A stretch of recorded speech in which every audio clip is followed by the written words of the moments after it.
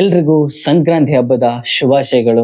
ನೀವು ನಿಮ್ಮ ಕುಟುಂಬದವರ ಜೊತೆಗೆ ಸಂತೋಷವಾಗಿರ್ಬೇಕು ಅಂತ ಆಶಿಸ್ತಿದ್ದೀನಿ. ಇವತ್ತು ಹನುಮಾನ್ ಸಿನಿಮಾ ಬಗ್ಗೆ ಮಾತಾಡ್ಬೇಕು ಅಂತ ನಾನು ಅನ್ಕೋತಿದ್ದೀನಿ. ಮೊದಲನೇದಾಗಿ ನಾನು ನಿಮಗೆ ಕ್ಲಾರಿಟಿ ಕೊಡ್ತಿದ್ದೀನಿ. ಯಾವ್ದ್ರ ಬಗ್ಗೆ ಅಂತಂದ್ರೆ, ನಾನು ಈ ಸಿನಿಮಾನ ಕ್ರಿಟಿಸೈಸ್ ಮಾಡಕ್ ಬಂದಿಲ್ಲ. ಬಿಕಾಸ್ ನಾನೊಬ್ಬ ಕ್ರಿಟಿಕ್ ಅಲ್ಲ. ನಾನು ನಿಮ್ ತರನೇ ಕಾಮನ್ ಆಡಿಯನ್. ನಾನು 200 ರೂಪಾಯಿ ಕೊಟ್ಟು ಸಿನಿಮಾ ಥಿಯೇಟರ್ಗೆ ಹೋಗಿ ನೋಡಿ ನನಗೆ ಸಿಕ್ಕಿರುವಂತ ಎಕ್ಸ್ಪೀರಿಯನ್ಸ್ ನಾನು ನಿಮ್ ಜೊತೆ ಹಂಚ್ಕೊಳಕ್ಕೆ ಅಂತ ಬಂದಿದ್ದೀನಿ ಅಷ್ಟೇ.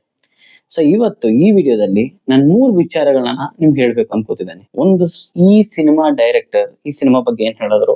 2, ಈ ಸಿನಿಮಾ ಹೇಗಿದೆ, ಈ ಸಿನಿಮಾಗೆ ನೆಕ್ಸ್ಟ್ ಪಾರ್ಟ್ಸ್ ಬರುತ್ತಾ ಅಂತ. ಸೊ ಮೊದಲನೇದಾಗಿ ಈ ಸಿನಿಮಾ ಬಗ್ಗೆ ಡೈರೆಕ್ಟರ್ ಏನ್ ಹೇಳಿದ್ರು ಅಂತಂದ್ರೆ, ಈ ಸಿನಿಮಾ ತುಂಬಾ ಕಡಿಮೆ ಬಜೆಟ್ ಅಲ್ಲಿ ಮಾಡಿದ್ದಾರೆ. ಸೊ ಅವ್ರ ಹತ್ರ ದೊಡ್ಡ ದೊಡ್ಡ VFX ಕಂಪನಿಗಳಿಗೆ ಹೋಗಿ ಈ ಸಿನಿಮಾನ ಕೇಳಿ ಮಾಡಿಸೋಷ್ಟು ದುಡ್ಡು ಅವ್ರ ಹತ್ರ ಇಲ್ಲ, ಅವ್ರಿಗೆ ಬೇಕಾಗಿರುವಂತ ಔಟ್ಪುಟ್ ತಗೊಳ್ಳೋದಿಕ್ಕೆ. ಸೊ ಇವರೊಂದು ಯೋಚನೆ ಮಾಡ್ತಾರೆ ಏನಂತಂದ್ರೆ, ಈಗಷ್ಟೇ ಸ್ಟಾರ್ಟ್ ಆಗಿರುವಂತ VFX ಕಂಪನಿಗಳಿಗೆ, ಸ್ಟಾರ್ಟ್ಅಪ್ ಅಲ್ಲಿರುವಂತ VFX ಕಂಪನಿಗಳ ಜೊತೆ ಹೋಗಿ ಟೈಅಪ್ ಆಗ್ತಾರೆ.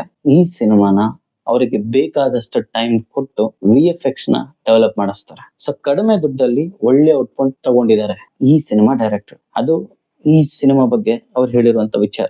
ಅಂಡ್ ಲಾಸ್ಟ್ ಅಲ್ಲಿ ಒಂದು ಮಾತು ಹೇಳ್ತಾರೆ ಇವರು, ಈ ಸಿನಿಮಾದಲ್ಲಿರುವಂತ VFX ಏನಾದ್ರು ವರ್ಕೌಟ್ ಆದ್ರೆ ಅವತಾರ್ ಅಂತ ಸಿನಿಮಾನ ನಾವು ಇಂಡಿಯಾದಲ್ಲೇ ತೆಗಿಬಹುದು ಅಂತ ಹೇಳೋದು. ಸೊ ಅದಾಗ್ಲಿ ಅಂತ ಬೇಡ್ಕೊತಿದ್ದೀನಿ.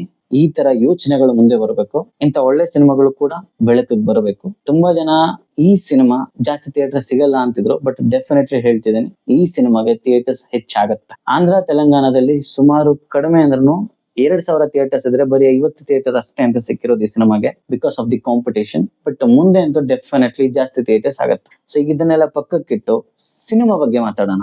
ಸೊ ಸಿನಿಮಾ ಅಂತ ತಗೊಂಡ್ರೆ ನಾ ಹೇಳೋದೇನಂತಂದ್ರೆ, ನಮ್ಮ ತಲೆಯಲ್ಲಿರೋದನ್ನೆಲ್ಲ ಮರ್ತೋಗಿ ಸೈಡಿಗೆ ಇಟ್ಬಿಟ್ಟು ಒಂದ್ 200 ರೂಪಾಯಿ 300 ರೂಪಾಯಿ ಕೊಟ್ಟು ಥಿಯೇಟರ್ ಅಲ್ಲಿ ಕುತ್ಕೊಂಡು ಎಲ್ಲಾನು ಮರ್ತಿ ಒಂದು ಒಳ್ಳೆ ಎಕ್ಸ್ಪೀರಿಯನ್ಸ್ ತಗೊಳ್ಳೋಣ, ಒಂದು ಒಳ್ಳೆ ಎಂಟರ್ಟೈನ್ಮೆಂಟ್ ತಗೊಳ್ಳೋಣ ಅಂತ ಹೋಗ್ತೀವಿ. ಈ ಸಿನಿಮಾ ನೀವು ಕೊಟ್ಟಿರುವಂತ ದುಡ್ಡಿಗೆ ಮೋಸ ಮಾಡಲ್ಲ. ಸೊ ಅದು ಮಾತ್ರ ಡೆಫಿನೆಟ್ಲಿ ಹೇಳ್ತಿದ್ದೀನಿ. ಯಾವುದೇ ರೀತಿಯಾದಂತ ಎಕ್ಸ್ಪೆಕ್ಟೇಷನ್ ಇಟ್ಕೊಂಡಿದ್ದೀರಾ, ಹೋಗಿ ಸಿನಿಮಾ ಥಿಯೇಟರ್ ಅಲ್ಲಿ ಈ ಸಿನಿಮಾನ ಎಂಜಾಯ್ ಮಾಡಿದ್ರೆ ಮಾತ್ರ 200 ರೂಪೀಸ್ ಸಿಕ್ಕಾಪಟ್ಟೆ ವರ್ತ್. ಸೊ ಈ ಸಿನಿಮಾ ನೀವು ನೋಡಿ ರಿಟರ್ನ್ ಬರೋದಾದ್ರೆ ನಿಮ್ಮ ಮುಖದಲ್ಲಿ ಒಂದು ಮಂದಹಾಸ ಇರುತ್ತೆ. ಯಾಕಂದ್ರೆ ನಾನು ಕೊಟ್ಟಿರುವಂತ 200 ರೂಪಾಯಿ ವೇಸ್ಟ್ ಆಗಿಲ್ಲ ಅಂತ. 2, ನೀವು ಭಕ್ತರಾಗಿದ್ದಲ್ಲಿ ಹಲವಾರು ಹನುಮಂತನ ನೆನಪುಗಳನ್ನ ರಿಟರ್ನ್ ತಗೋ ಬರ್ತೀರಾ. ಅಂತ ನೆನಪುಗಳನ್ನ ಈ ಸಿನಿಮಾ ಕೊಡುತ್ತೆ. ಈ ಸಿನಿಮಾ ಕತೆ ಬಗ್ಗೆ ಹೇಳ್ಬೇಕಂತಂದ್ರೆ, ಅಂಜನಾದ್ರಿ ಎಂಬ ಊರು, ಅವರಲ್ಲೊಬ್ಬ ಕಳ್ಳ ಇರ್ತಾನೆ, ಅವನೇ ಈ ಸಿನಿಮಾ ಹೀರೋ. ಸೊ ಆ ಕಳ್ಳನಿಗೆ ಆಕಸ್ಮಿಕವಾಗಿ ಕೆಲವೊಂದು ಸೂಪರ್ ನ್ಯಾಚುರಲ್ ಪವರ್ಸ್ ಸಿಗುತ್ತೆ. ಆ ಪವರ್ಸ್ ಅನ್ನ ಅವನು ಆ ಊರಿನ ಒಳ್ಳೇದಕ್ಕೆ ಬಳಕೆ ಮಾಡ್ತಾನೆ. ಅಟ್ ದ ಸೇಮ್ ಟೈಮ್ ಇನ್ನೊಬ್ಬ ಇರ್ತಾನೆ, ಅವನೇ ನಮ್ಮ ವಿಲನ್. ಸೊ ಅವನು ಚಿಕ್ಕ ವಯಸ್ಸಿಂದನೂ ನಾನೊಬ್ಬ ಸೂಪರ್ ಹೀರೋ ಆಗ್ಬೇಕು ಎಂಬ ಆಸೆಯಿಂದ ಇರ್ತಾನೆ. ಆರ್ಟಿಫಿಷಿಯಲ್ ಆಗಿ ಟೆಕ್ನಾಲಜಿಗಳನ್ನೆಲ್ಲ ಬಳಸ್ಕೊಂಡು ಸೂಪರ್ ಹೀರೋ ಮಾಡುವಂತ ಕೆಲ್ಸಗಳನ್ನ ಕೆಲವೊಂದು ಅವನು ಮಾಡ್ತಿರ್ತಾನೆ. ಅವನಿಗೆ ಗೊತ್ತಾಗುತ್ತೆ ಈ ಊರಲ್ಲಿ ಸೂಪರ್ ನ್ಯಾಚುರಲ್ ಪವರ್ಸ್ ಒಬ್ಬನಿಗೆ ಬಂದಿದೆ ಅಂತ. ಅವನ್ನ ಹುಡುಕೊಂಡು ಆ ಪವರ್ಸ್ ಎಲ್ಲ ತಗೊಂಡು ಹೋಗ್ಬೇಕು ಅಂತ ಇವನು ಈ ಊರಿಗೆ ಬರ್ತಾನೆ. ನಂತರ ಏನಾಗತ್ತೆ ಅನ್ನೋದೇ ಸಿನಿಮಾ. ಈ ಸಿನಿಮಾಗೂ ಆಂಜನೇಯನ್ಗೂ ಏನಪ್ಪಾ ಸಂಬಂಧ ಅಂತ ನೀವು ಕೇಳಿದ್ರೆ, ಈ ಸಿನಿಮಾ ಟ್ರೈಲರ್ ಅಲ್ಲಿ ನೀವು ಒಂದು ಲೈನ್ ಕೇಳಿರ್ತೀರ. ಆ ಲೈನ್ ನಾನು ಮತ್ತೆ ರಿಪೀಟ್ ಮಾಡ್ತೀನಿ, ಅದನ್ನ ಬೇಸ್ ಮಾಡ್ಕೊಂಡು ನೀವೇ ಅರ್ಥ ಮಾಡ್ಕೊಳ್ಳಿ. ಯಥೋ ಧರ್ಮ ತಥೋ ಹನುಮ, ಯಥೋ ಹನುಮ ತಥೋ ಜಯ ಅಂತ. ಅಂದ್ರೆ ಎಲ್ಲಿ ಧರ್ಮವಿರುತ್ತೋ ಅಲ್ಲಿ ಹನುಮಂತನಿರ್ತಾನೆ, ಎಲ್ಲಿ ಹನುಮಂತ ಇರ್ತಾನೋ ಅಲ್ಲಿ ಗೆಲುವಿರುತ್ತೆ ಅಂತ.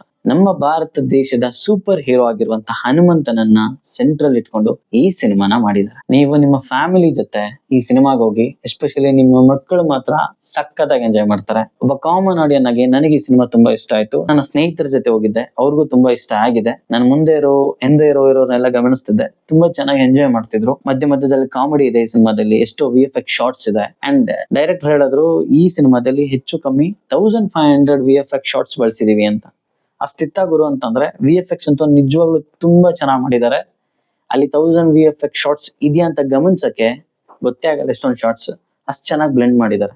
ತುಂಬಾ ಕಡಿಮೆ ಬಜೆಟ್ ಅಲ್ಲಿ ಒಂದು ಒಳ್ಳೆ ಸಿನಿಮಾ ಮಾಡಿದ್ದಾರೆ ಈ ಟೀಮ್. ಫಿಲ್ಮ್ ಕಂಪ್ಲೀಟ್ ಆದ್ಮೇಲೆ ನಾವು ಥಿಯೇಟರ್ಸ್ಗೆ ಮತ್ತೆ 2025 ಬರ್ತೀವಿ ಅಂತ ಹಾಕಿದ್ರು.